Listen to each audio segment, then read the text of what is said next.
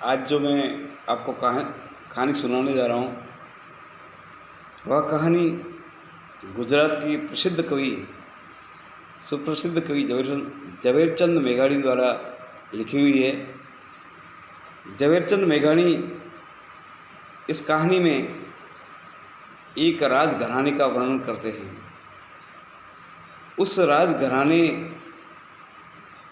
के गांव का एक बुनकर, जो कि बुनने का काम करता है, एक बार प्रभास पाटन से रवाना होकर खेर माधपुर जा रहा होता है। तो प्रभास पाटन और खेर माधपुर दोनों गांवों के बीच में एक गिर खोरास नाम का रजवाड़ा आता है। वहाँ पर प्रभास पाटन के राजा दरबार की शादी हुई होती है।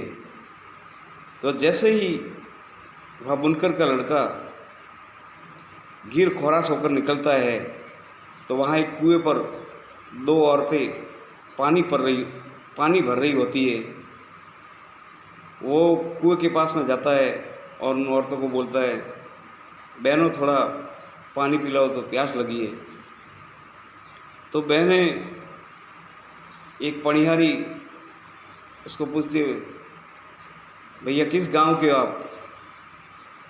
तो बुनकर का लड़का बोलता है, प्रभास पाटन। तो जैसे ही प्रभास पाटन का नाम बोलता है, वो औरतें दोनों आपस में बातें करती है और गुजराती में बोलती है, हमने तो एम के, इसका मतलब हमको लगा कि। तो फिर उस लड़के को थोड़ा मन में संशय हुआ कि कोई न कोई तो इस बात में राज है। वह लड़का पानी पीने से पहले ही पूछ लेता है कि बहन, आप क्या कह रही थी? तो दोनों पनियारी बोलती हैं, ये तो हमारी औरतों की बातें हैं, आपके ध्यान नहीं देना है। तो भी जब ज़्यादा वो जिद करता है बुनकर का बेटा, तो पनियारी बोलती है कि बात यह है कि आपकी प्रभास पाटन के राजा की लड़की की शादी हमारे राजघराने में हुई है, गिर खोरास में। आज उनके बेटे की शादी है, लेकिन प्रभास पाटन से कोई भी मामेरा लेकर नहीं आया है। तो रूपाली बहन सुबह से रो रही है। ऐसा कितना कमज़ोर घराना है कि मामेरा लेकर भी नहीं आए। ये जब उसने सुना तो पनियारियों से बोला, वो बहनों, अब मुझे पानी पिलाने की ज़रूरत नहीं है, मेरी प्यास बुझ गई है। अब तो मैं गिर खोरास राजघराने में अभी जाऊंगा और बाईसा से मिलूंगा। फिर वहाँ से वो कुएं से राजघराने में जाता है गिर खोरास के। फिर वहाँ पर जाकर उनको प्रणाम करता है, जय माता जी की करता है और बैठ जाता है। जब रूपाली बहन को ये समाचार मिलता है कि आपके पियर से कोई आया है, तो रूपाली बहन बहुत खुशी से वहाँ बाहर थोड़ा आती है। तो देखती है तो उसे बहुत खुशी होती है। कोई कहते हैं कि गांव का कुत्ता भी देख ले कोई भी, जो भी लड़की हो, तो बहुत खुश होती है।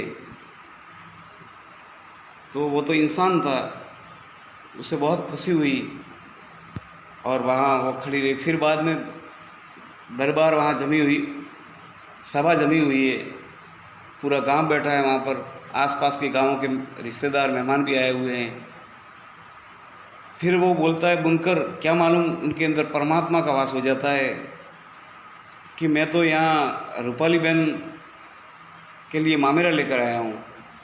हमारे दरबार प्रभास पाटन के रिश्तेदारों में आने जैसी स्थिति नहीं है, वहाँ पर कोई मौत हो गई है, इसलिए मैं आया हूँ। तो वहाँ सभा में बैठे हुए जो पंच होते हैं, ठाकुर लोग, उन्होंने कहा कि भाई मामेरे में क्या लेकर आए हो आप? तो वह बोलता है, मैं मामेरे में 2 गांव बाईसा को भेंट करता हूँ। हमारे ठाकुर के कहे अनुसार प्रभास पाटन के दरबार के कहे अनुसार मैं 2 गांव भेंट करता हूँ। तो वहाँ पर वो जो बैठे होते हैं सभी आसपास के ठाकुर और पंच, वो बोलते हैं क्या प्रूफ है, आप 2 गांव दे रहे हो, इसका प्रूफ क्या है? तो वो बोलता है प्रूफ तो कागज़ों में लिखे होते, लेकिन मैं तो खुद इंसान हूँ, आपको कह रहा हूँ, मैंने जो बातें कही है 2 गांव आपको दिए तो दिए। इस तरह से वो बिना पूछे ही 2 गांव देकर चला जाता है। फिर वो वापस घर जाता है। घर जाता है तो माँ को बोलता है, माँ दरवाज़ा खोलो, तो माँ दरवाज़ा खोलती है। माँ बोलती है जल्दी तू कैसे आ गया रे बेटे, बेटे तू जल्दी कैसे आ गया? वो बोलता है माँ मैं तो खेड़ माधोपुर नहीं गया, बीच में से ही वापस आ गया।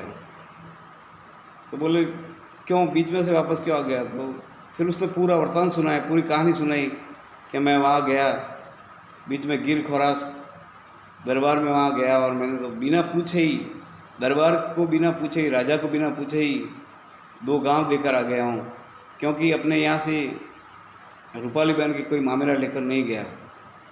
तो माँ की छाती गर्व से चौड़ी हो गई। माँ ने कहा बेटा तूने बहुत ही अच्छा काम किया है, गौरवशाली काम किया है, मेरा नाम बढ़ा दिया तूने, मेरा और तेरे पिताजी का, मुझे आज बहुत खुशी है और तेरे डरने की कोई ज़रूरत नहीं है। नहा के तैयार होके तू पहले दरबार के वहाँ चले जाना और दरबार को बोलना कि मैंने 2 काम दे दिए हैं, यदि दरबार प्रभास पाटन के राजा दरबार मंजूर करते हैं तो ठीक है, नहीं मंजूर करते तो महादेव जी के मंदिर में चला जाना, अपने कुलदेव हैं उनको याद करना, तेरा काम बन जाएगा, तेरी जुबान रह जाएगी। इस तरह से वो दरबार में जाता है। दरबार में जाकर प्रणाम करता है, जय माता जी करता है और बैठ जाता है। फिर बाद में बोलता है ठाकुर साहब दरबार आपने रूपाली बहन के वहाँ आप नहीं गए, मामेरा लेकर नहीं गए? तो दरबार ने कहा बेटा हमारे और उनकी संबंध अच्छे नहीं है, उन्होंने हमको आमंत्रण पत्रिका भी नहीं भेजी है, इसलिए हम वहाँ पर कैसे जा सकते हैं, और हमारे उनके तो बहुत विवाद है, इसलिए हम वहाँ पर नहीं जाते हैं। तो फिर उनके बोलने के बाद में उसने कहा कि दरबार साहब, ठाकुर साहब आप चाहे मारो या मेरे साथ कैसा भी व्यवहार करो, मैं तो भाई साहब को 2 गांव देकर आ गया हूँ, ईश्वरी और इंद्रियो। तो ठाकुर साहब ने कहा बेटे तूने तो ऐसा गौरवशाली काम किया है, हमारा ही काम किया है, 2 क्या तूने 2 गांव दिए तो 4 गांव मैं तेरे को और देता हूँ, तू मेरे लिए गौरव का, तू तो इस गांव के लिए गौरव है, तू गुजरात के लिए गौरव है, तेरे माँ बाप का नाम तूने अमर कर दिया और हमारा मान भी तूने बढ़ा दिया, इसलिए मैं तेरे को 4 गांव देता हूँ। 4 गांव में जो भी इनकम होगी, जो भी इसका टैक्स आएगा, उसका मालिक आज से तू होगा और तेरा कुटुंब, तेरी जाति के लोग जो भी है वो इसके मालिक होंगे।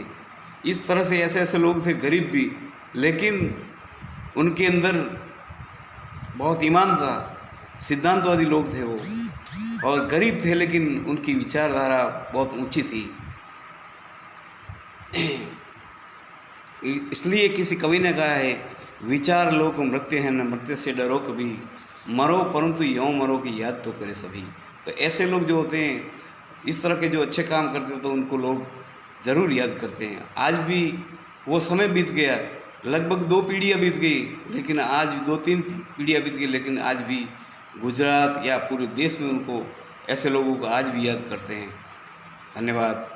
आपको अच्छी लगे कहानी देखना और कमेंट्स करना, लाइक करना, शेयर करना। बहुत बहुत धन्यवाद। अमर सिंह राजपुरोहित मोटर